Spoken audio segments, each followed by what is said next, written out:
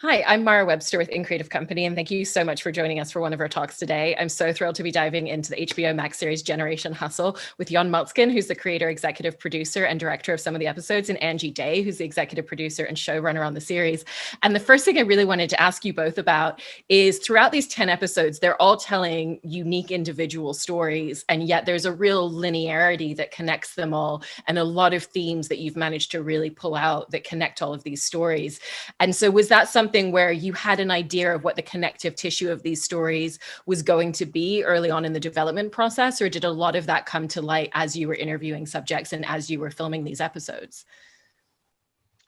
I think I'll jump in. I think it was the first part, which is that I think we always intended it to be like one big story, or a series of stories that had, on one hand, was unified, both thematically and visually.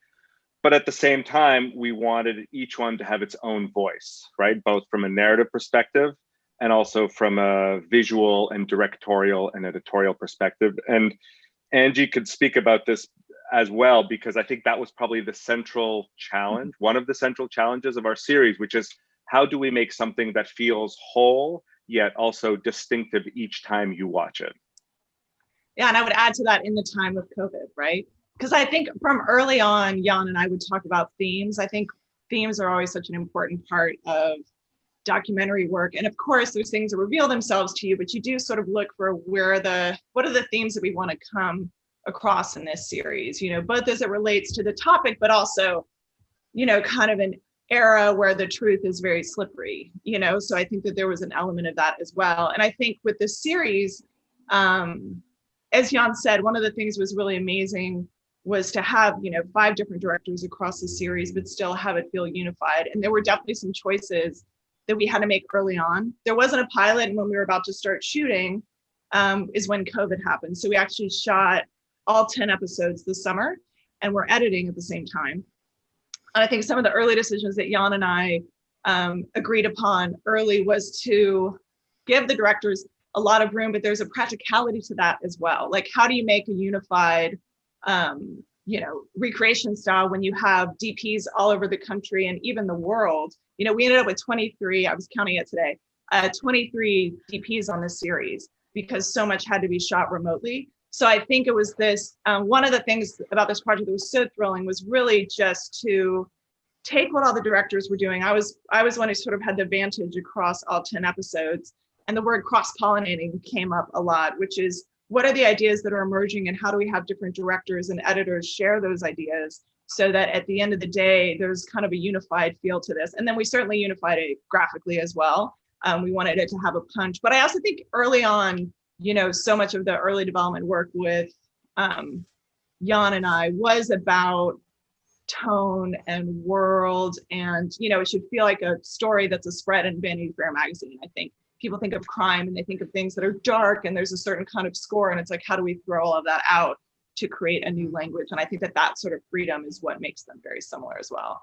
Yeah, and it actually started really quickly. It started from a story point of view. It started pretty organically. It started with one story that I had initially wanted to do, and I thought maybe it would make a good movie.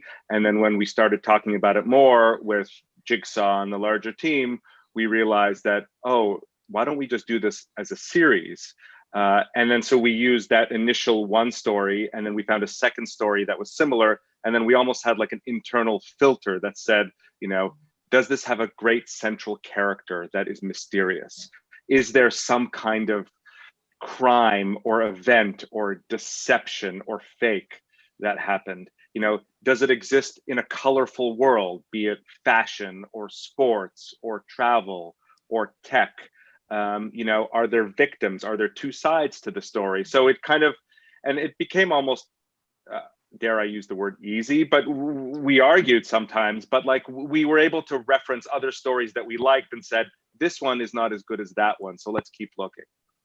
And then I think also it's just last thing, some of the early references for us were, we wanted to do a series that was very point of view driven, right? So you can do these kind of from the outside looking in, a lot of people pontificating about these stories. And I think we felt really strongly early on that the style of this series is first person storytelling.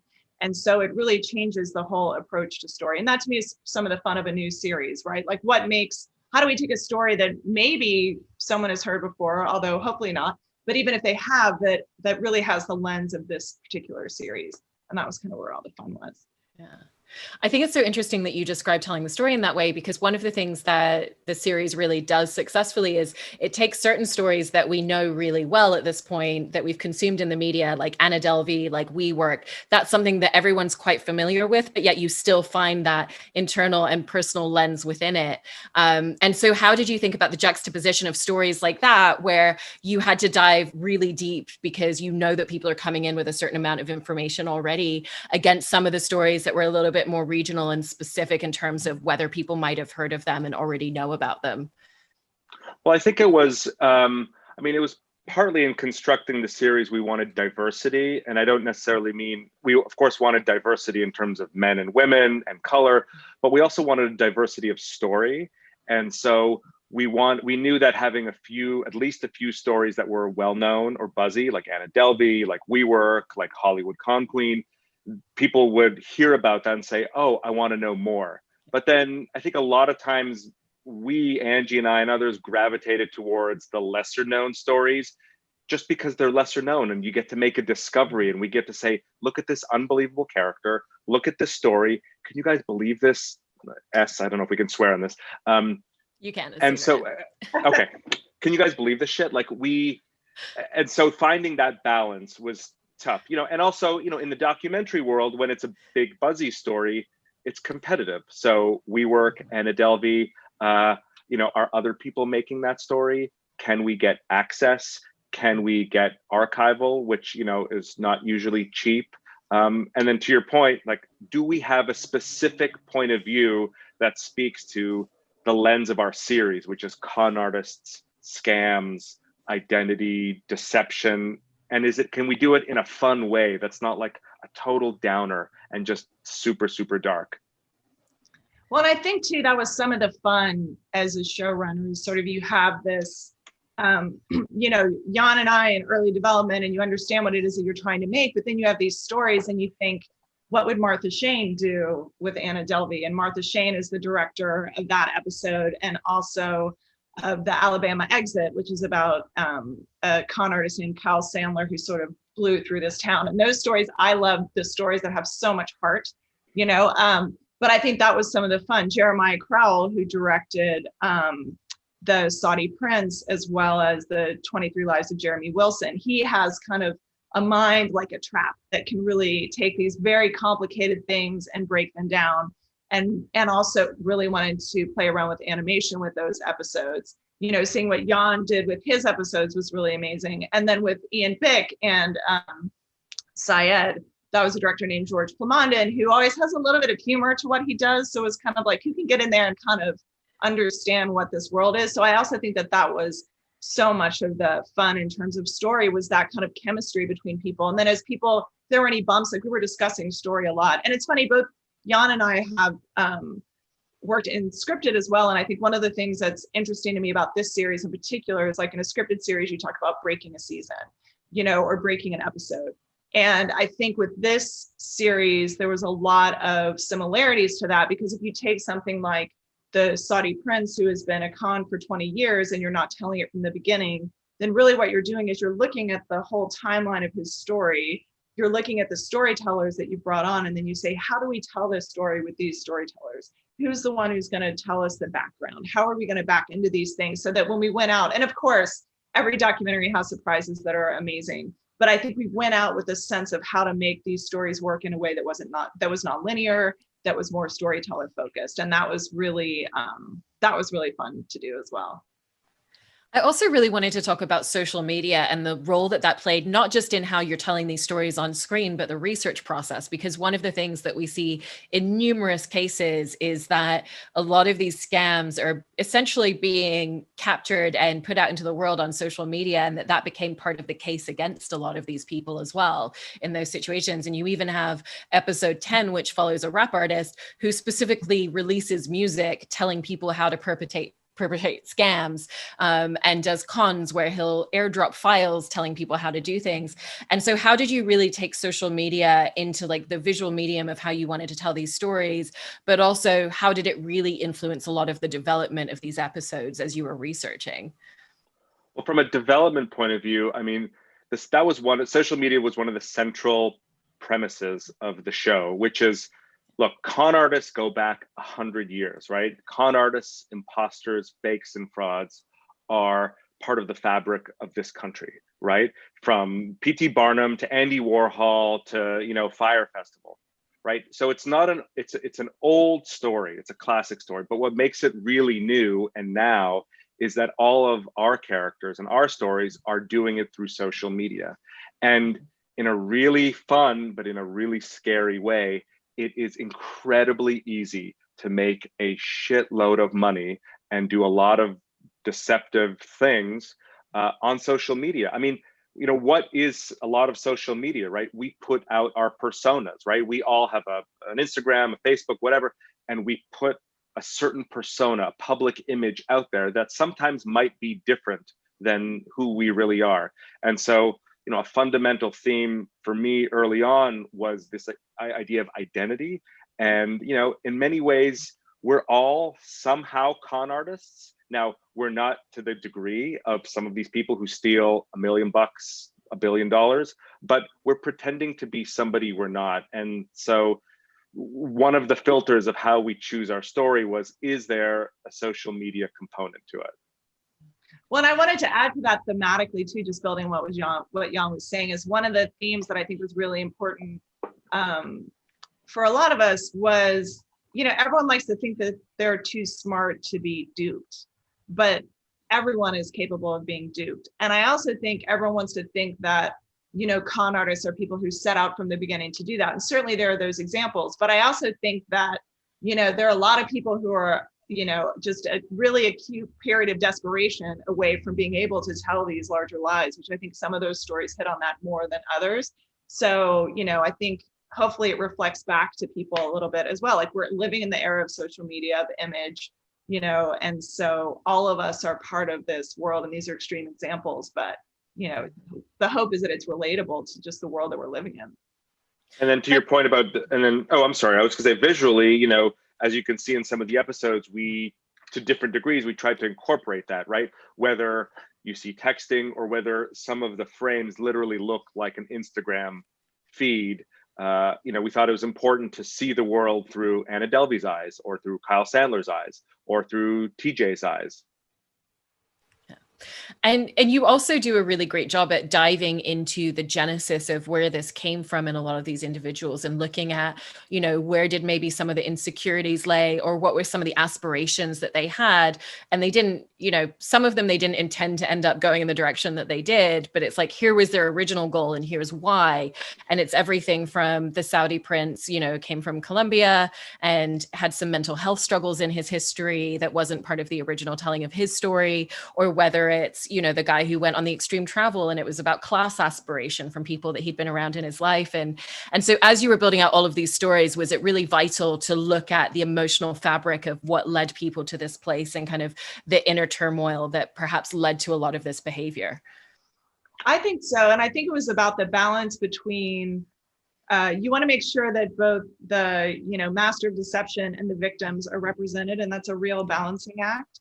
And then I think too, sometimes, like, for example, the Saudi prince, I think that it was the brothers' involvement was really important to kind of shine a light in a new way as to what, brings these things about. I don't know what you want to add to that, Yon, but.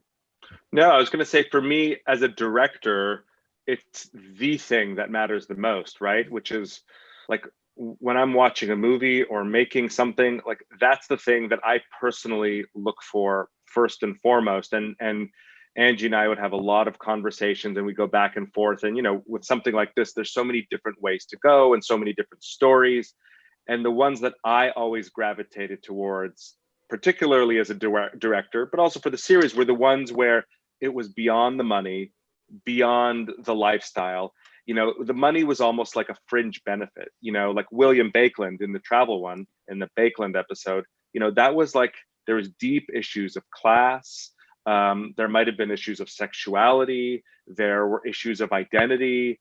So that when you see what he does, which is to lie and to deceive and to steal and then to disappear, it's motivated. And also you then understand him a little bit more. And sometimes you might even find yourself aligning yourself with him, and you suddenly think, wait a minute, I might do that too if I were him, because of the way I was brought up, or because my childhood, and same with the Saudi prince. It's like, oh, that guy had a really difficult childhood. He may have gone too far, but I understand and I like him more. It's like the Tony Soprano thing. He's a horrible person, but he's a family man, right? And he takes his daughter to university, and he's got a kid, and he argues with his wife just like the rest of us.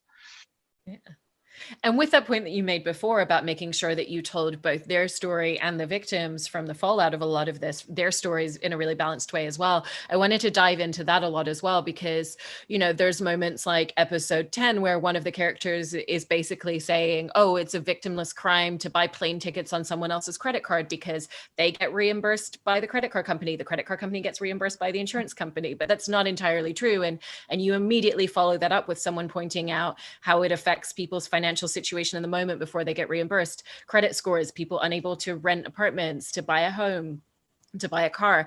And so how did you want to make sure that every single episode really set about showing that there are victims to these crimes, even if on the surface it all sounds like just a really fascinating story, and not just looking at the logistical fallout like that, but a lot of the emotional fallout as well, even with the travel episode where we see the guy who headed up that travel group saying, I still miss him as a friend from who I thought he was this whole time. So how was that a really important component in building out all these episodes for you both?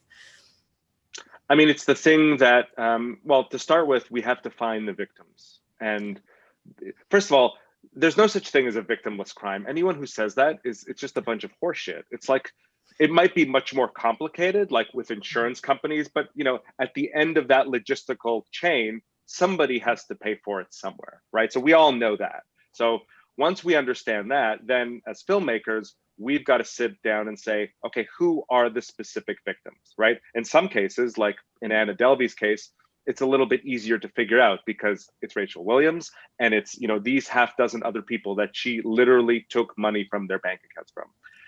In other cases, it may be a little bit more complicated if there's like the Prince of Fraud, because he's stealing maybe from a billionaire. So do we feel bad for that billionaire?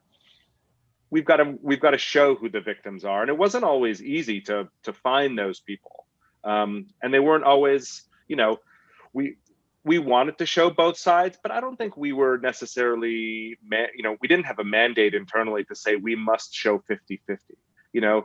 There were times when we were willing to say, if we can get the con artist on camera, like maybe the TJ case, and say, let's tell the story from his perspective, we were willing to go along with it, as long as we did show some side of the other side. Well, and I think too, just for me anyway, behind the scenes, there were a few people who were not involved in editorial where I'm always gauging a little bit. And sometimes if you walk away from a screening and someone says, they should have never gone to jail. And then you're like, okay, maybe we're not representing the victims enough. Like, I know that happened in a particular episode. Like there's a little bit of, because it's a rabbit hole. You're so far down the rabbit hole, and because they were all happening at the same time, and you've seen them so many times. It's like you could do a Rocky Horror Picture Show of each episode.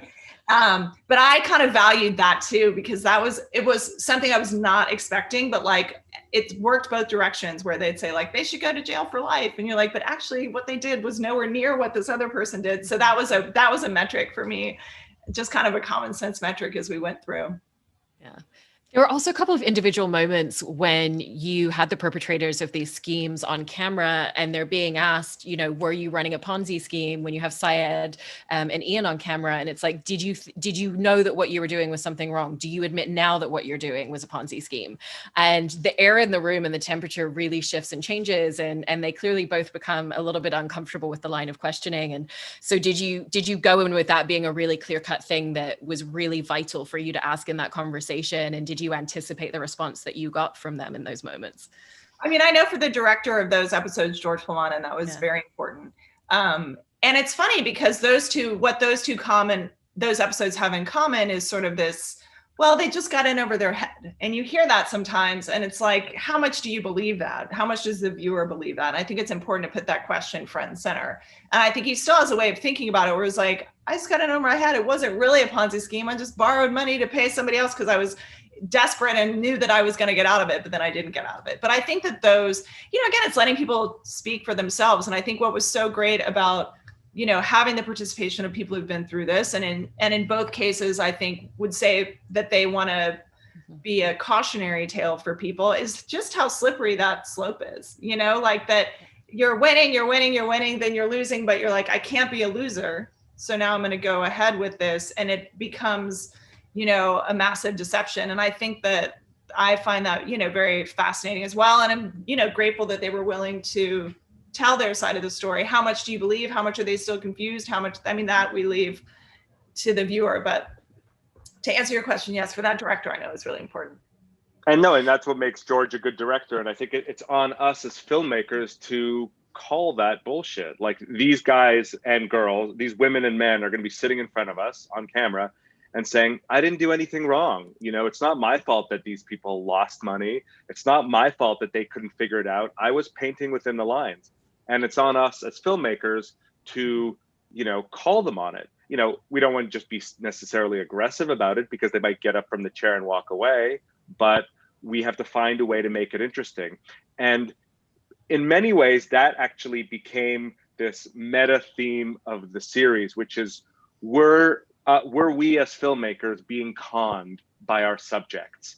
And you don't always see it in all the episodes. Like, you could tell that in Yemisi's episode about the scam rapper TJ, like, they have an interesting relationship.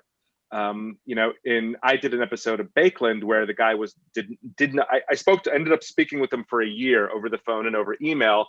And we had, long correspondences. He promised he would show up. We were negotiating. He wanted a specific kind of chair and shoot in a specific kind of location. And at the end of the day, we had a big production ready for him in England. And on the day, he just didn't show up. And so, my producer, Claire Vance, and I remember we were talking to each other, and we thought, were we being conned this whole time? Like, was this just another one of his scams to scam, HBO Max and Jigsaw and these filmmakers and lead them on over the course of almost a year? And I know I'm not the only filmmaker on this team that felt that way. I think we all felt at one point or another like, damn, I just got completely hoodwinked. And that kind of made it scary, but it also kind of made it like, we knew we were onto something if we were thinking that. Well, and I do think episode, the TJX6, The Scam with the Bee, which was directed by Yemisi Brooks, who is really amazing. And I think what's unique about TJ is that he very much owns this blurred line between the truth and the lie. And it's almost like a game that he is playing with people. And one of the things I love with her approach to that episode was to embrace that visually and take kind of a surrealist take on his story, because what's up, what's down, what does anything mean when someone's so openly playing with the truth? And then in fact, that's what people like about him. So I was really thrilled with her take on that too, because I think it's all about what do you believe and what do they believe? And also, how can anybody rationalize things? There's an amazing capability for people to rationalize behavior. We're no different, but the con artists kind of take that to an extreme, I think.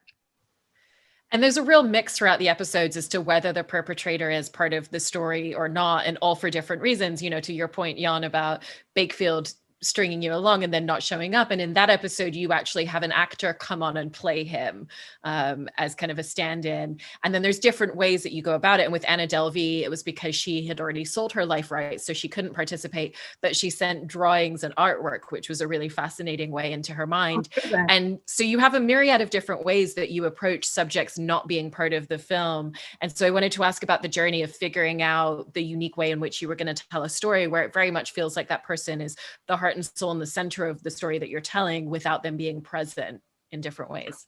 Well, it's funny because, I think if you ask any of us as filmmakers, I think when you're making a documentary, you want the person, right? You want the con artist to be there, no question. But then, like to use the example of Bakeland, we spent almost a year like doing this dance with him, and we were already in England filming, and then even the night before we thought he would show, and when he didn't show the next day, we had to pivot, and then we ended up casting somebody later that day and then shooting the following day. So it wasn't part of the plan to do an actor. We just lost our main guy, or maybe he was never going to show up and I just believed he would and I was scammed. And so at the last minute, we found this actor. And what Martha Shane in Anna Delvey did, I thought was genius, because what seems like a liability at first, which is, oh, you're making a movie about Anna Delvey, but you don't have Anna Delvey, suddenly becomes this like wonderfully weirder, stranger, more unusual connection that she has, because Martha was corresponding with Anna in prison, and Anna wanted to participate because of course she does. And instead of talking because she couldn't, she's like, I'm going to send you drawings that you're going to now decode. And they have like these captions and they represent her life. And the way that Martha and her team wove them into the story, I thought, I would argue that it's maybe even more interesting than having Anna Delvey, because it's just so much stranger and odder and unique. Yeah, the day those drawings came in was pretty amazing, because they're beautiful and they're insightful and they're strange, and that was one of the last elements to come in. And I think too, so with each director would have a different idea, but I know from the beginning no one wanted to do sort of literal recreations. It was really more, because there aren't really recreations, but it's more in terms of that representation. How do we represent kind of the dream and kind of the point of view of that person? And then I think with certain stories like The Saudi Prince, for example, which is a super opulent world, how do you do that well? Which is when Jeremiah Crowell started kind of going towards animation. And then what I thought was really great with Jeremy Wilson, who was sort of his, he had multiple identities and he would cut and paste IDs, and it was all this kind of very pieced together crime, which is why for Anna, he chose this collage animation and this animator, Benjamin Goldman, who did those with him, so that the way he was being represented kind of mirrored the crimes that he was doing, which I thought was just such a creative idea that worked really well, for that one. And with the huge number of subjects that you managed to interview throughout the entire series, there's a real mix in comfort level of people being on camera. And you have people who are ready to walk into the room, happy to be on camera, they're excited by it. And then you show us a few little behind the scenes moments where someone's like, okay, like where should I put my hands while I'm talking? Do I look this direction or do I look at you? And they're uncertain of it because they haven't been in this position before. So what was the space and environment that you really sought to create on set for a lot of the subjects, knowing that a lot of people who were coming in and participating hadn't been in this type of environment and hadn't spent time on camera before? Well, that's hard because we were under the unusual circumstance of shooting this during COVID, right? Which means that roughly over 90% of our interviews were shot remotely. I think there's only a handful that were done in person, where the director and the subject are sitting face to face. So we, right from the drop, we have this added challenge of, oh, okay, so you're going to sit in this chair, don't mind the lights, ignore the 3 camera guys that are in the room, and by the way, you're going to be talking through a screen and you're going to be listening to a tinny voice. Yeah. So I think like that already, whatever weirdness there was about people never appearing on camera before was completely like, superseded by the fact that they're talking through an iPad. I don't know. I think the other aspect is that people, most of these people are sort of, whether they're on selfies, like cameras are pretty ubiquitous now. So even if you haven't been on a film set, most of these people are young enough and savvy enough that they, I think it's less so about being nervous about what to do than, am I going to look good and how I want to look when you film me? But I also think that sort of breaking the fourth wall in those moments when we introduce people, I also think it's just a very humanizing thing. Sometimes in TV, you put someone in a chair and the perception is just like authority. And we're all just people trying to figure these things out. And so personally, I love those kinds of moments which serve as reminders of just who people, it just gives you a taste of who people are when they're not trying to project kind of who they are or answer questions, or, it's just very human, I think. Yeah. And which plays with the idea of Oh, I'm sorry, but it makes, hearing Angie say that makes me think of, it plays further with our idea of identity, right? Which is, you're one person when you're talking to a camera and telling your story, and then when the camera stops, you kind of like slump a little, and maybe you just you wipe your face and you're sweaty and you sort of talk in a different voice. So it's interesting how that played into our central series theme. Yeah. And you were mentioning a little bit before about, in the post-production and the editing process, how you would be looking at how people were responding to these stories. And so when you went into the post-production, how much of an evolution in the way that you were telling each of these episodes was there versus what really just remained similar to the idea that you'd had as you started pulling in all of the footage? I think that well, and to be clear too, it wasn't focus grouping, but like our line producer, Laura McCune, for example, who's fantastic, but she had a very specific take on certain stories that for me became a good barometer.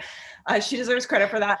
But I think all of them evolved because I think it was finding, really putting a fine tune on the world. Like, every episode has its own musical identity. Every episode has its own kind of visual identity, even though they kind of work as a whole. I think honing in on that takes a while. And then I also think it's sort of the balance of, how much you're drawing the viewer along, what are the best points to kind of reveal things, and also how do you feel about what's happening. You want to make sure that again, it kind of goes, for me anyway, it goes back to telling, a story that's both thrilling and balanced and human and has a lot of different emotional moments throughout it. So I think that we always had a plan and we always kind of knew what that was, but then finding it when editorially and really fine tuning all that was where so much of the fun was. Was that really similar for you, Yon, particularly in the episodes that you directed? It was hard. It was really hard. I mean, I could, it's like working, it's like exercising, right? Like you look back on it and you're happy you did it, but like in the moment, you're just like, I want to be anywhere but here. I don't know. I mean, yes, it completely evolved. I think, for me as a director, in a documentary, it's challenging because, no matter how well everything, no matter how tightly things you construct, no matter how well you plan, no matter how well you shoot, no matter how many hiccups you don't have, because it's a documentary and these people are real and, they don't say the things that you ideally would want them to say if you were writing it, it has to evolve.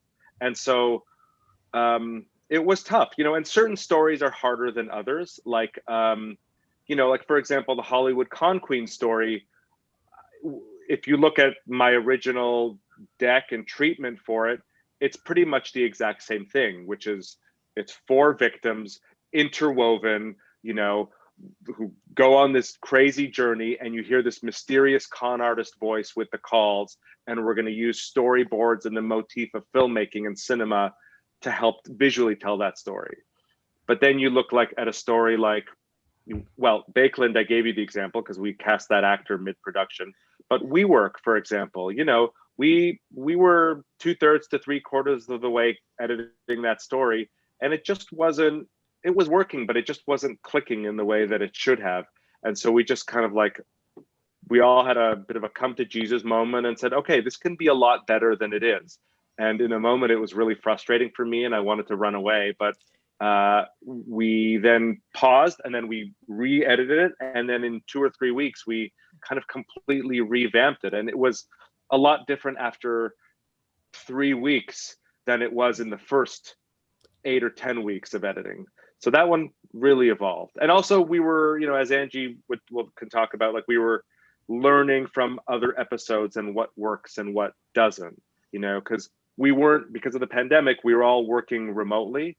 And so we didn't have the benefit of having a central edit area where each one of us can pop into one another's suite and check out what we're doing.